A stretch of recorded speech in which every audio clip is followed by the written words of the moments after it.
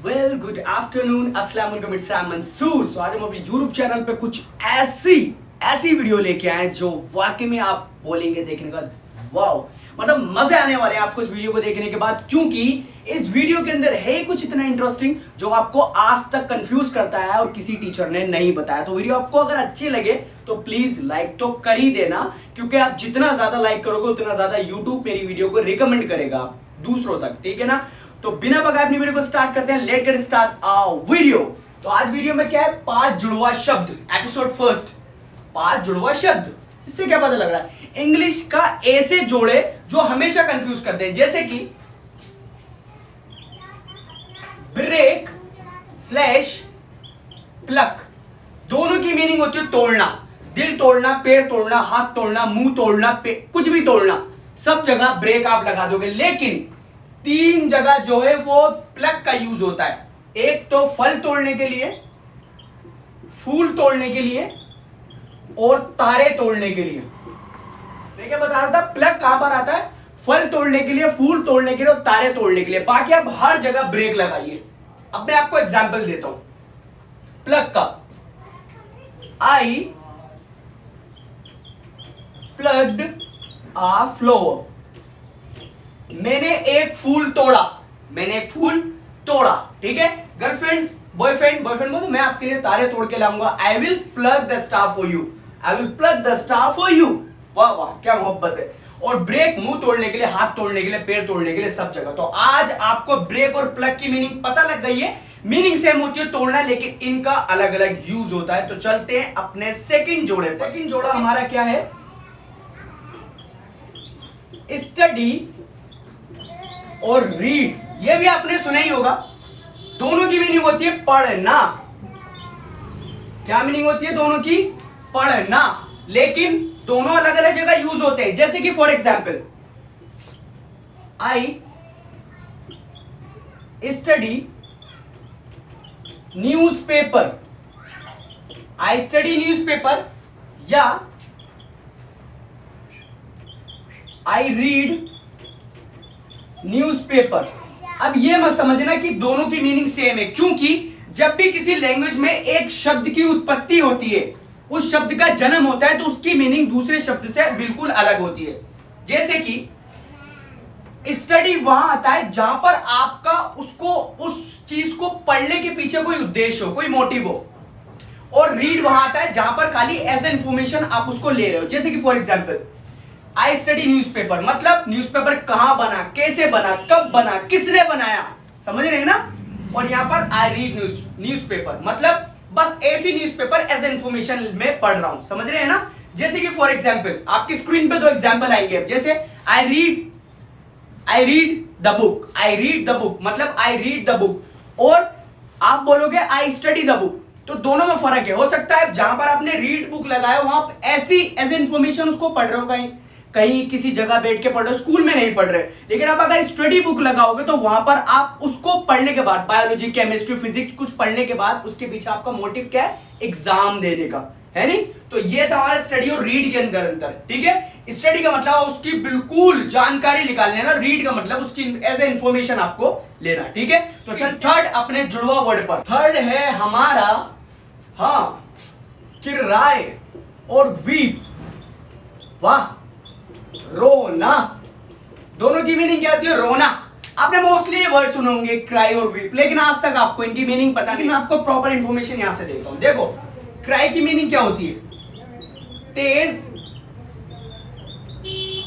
आवाज में रोना, तेज आवाज में रोना, क्राई, ठीक है। और वीप की मीनिंग होती है धीमी आवाज में रोना, धीमी आवाज में रोना।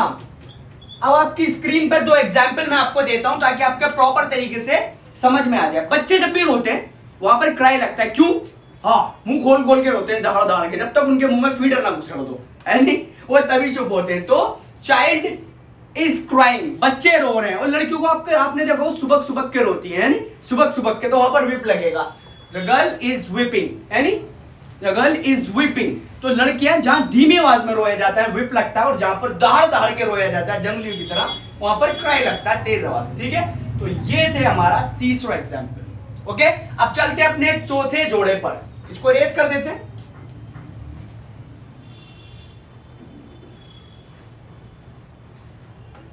तो फोर्थ हमारा जो जोड़ा है वो बहुत ही ज्यादा इंपॉर्टेंट है, मोस्टली यूज होता है लिसन।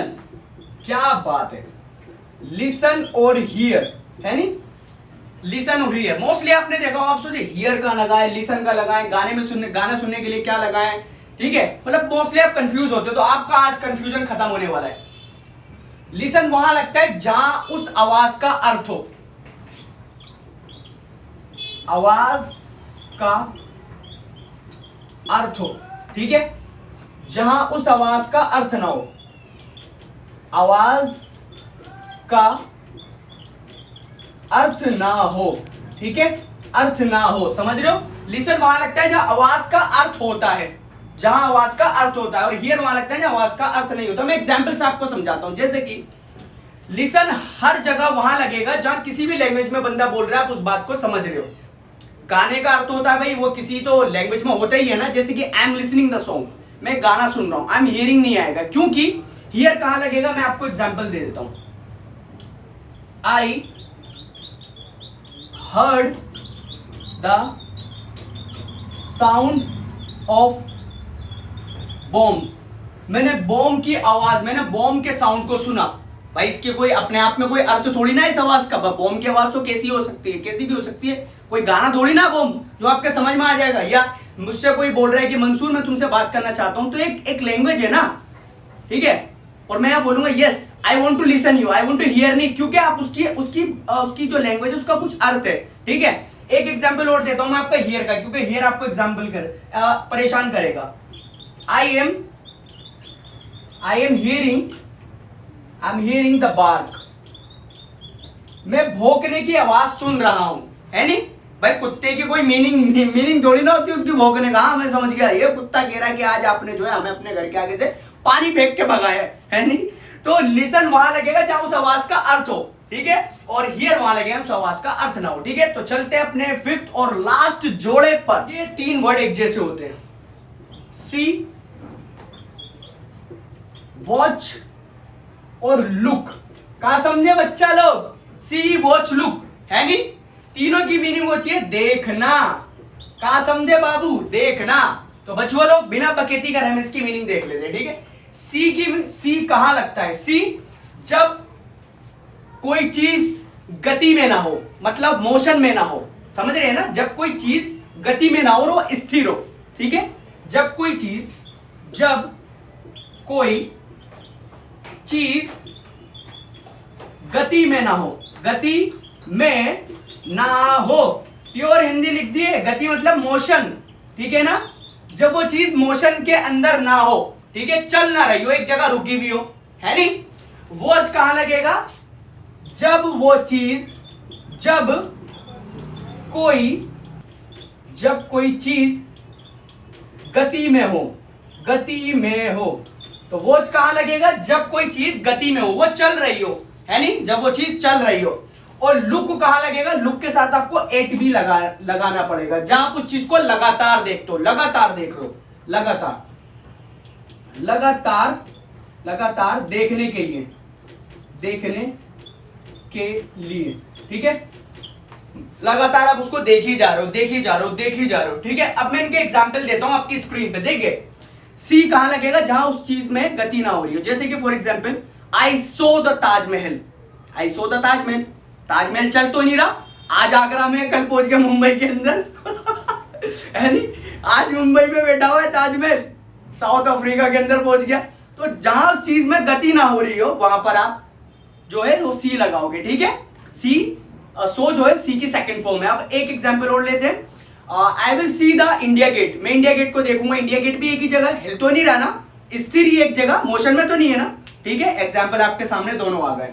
अब चलते हैं वॉच, जहां पर गति हो रही हो, जैसे कि I am watching the movie, मैं मूवी देख रहा हूं। अब तुम कहोगे सर जी टीवी कौन सा गति में हो रहा है, या थिएटर कौन सा भगे जा रहा है कहीं, अरे भैया आप टीवी या थिएटर को थोड़ी ना देखते हो, थिएटर और टीवी के अंदर जो उसको देखते हो ना, और हमेशा जो टीवी और थिएटर में जो चीज होगी वो तो मोशन में होगी, वो तो चल रही होगी, है नहीं। तो आई एम वॉचिंग, तो अक्सर जब भी हम दूरबीन से देखते हैं तो वहां भी वॉच लगता है, क्योंकि हम उन चीजों को देखते हैं जो कि गति में होती है, तो जो चीज चल रही होती है मोशन में उनको आप वॉच लगाओगे, ठीक है ना, ठीक है ना, सही है। अब लगातार देखने के लिए, जैसे I am looking at you, मतलब लगातार आप देखे जा रहे हो, I am looking at you, ठीक है, मैं तुम्हें देख रहा हूं, लगातार देख रहा हूं, I am looking that person, मैं उस बंदे को देख रहा हूं, यानी तो लगातार आप किसी चीज को देखते हो तो वहां पर लुक एट लगता है, ठीक है।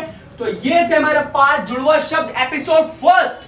तो आपको ये वीडियो कैसी लगी? आई होप कि यार बड़ी मेहनत लगी इस वीडियो को बनाने में, एक लाइक तो ठोक देना और ज्यादा से ज्यादा लाइक करना ताकि YouTube इस वीडियो को रिकमेंड कर दे उन सब के लिए जिनको इस वीडियो की जरूरत है। तो प्लीज लाइक करें, शेयर करें, सब्सक्राइब करें, बेल आइकन को बजा दें ताकि अपनी वीडियो आपको टाइम पे मिल सके। Thanks for watching the Mansoor classes.